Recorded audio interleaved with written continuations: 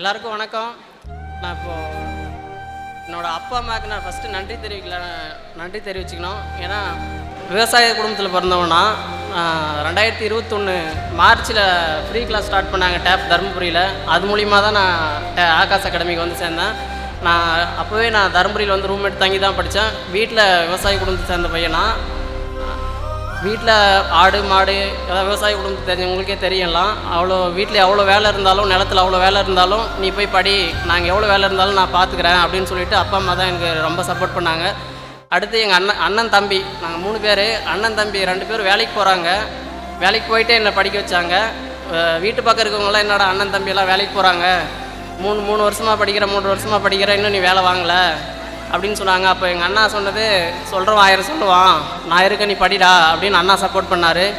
எங்கள் அப்பா அம்மாவுக்கு அடுத்து அங்கே நின்றுருக்கிற அவர் பேர் ஜவஹர், அவங்க ஒய்ஃப் சரோஜினி. அவங்களுக்கு குழந்தை இல்லை, நான் தான் அவங்களுக்கு என்னை பெற்றெடுக்காத குழந்தை. அவங்களுக்கு நான் பிறக்காத குழந்தை. நம்மளுக்கு ஒருத்தர் நமக்காக கடவுள்கிட்ட வேண்டுறாங்கன்னா நம்ம குடும்பத்தில் இருக்கவங்க வேண்டுவாங்க, இல்லாட்டி தாத்தா பாட்டி வேண்டுவாங்க. சொந்தக்காரங்க கூட பெருசாக அக்கறை எடுத்துக்க மாட்டாங்க.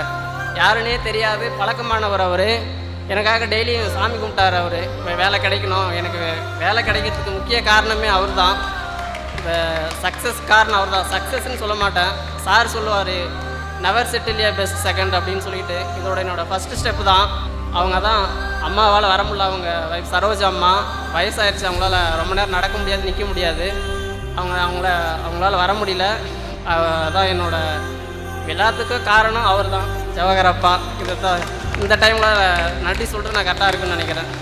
புதுசாக படிக்கிறவங்களுக்கு நான் ஒன்றே சொல்கிறேன், உங்களோட மேக்ஸிமம் எஃபர்ட் கொடுங்க. 100% எஃபெக்டை உண்மையாக கொடுங்க, உங்களுக்கானது கண்டிப்பாக தேடி வரும்.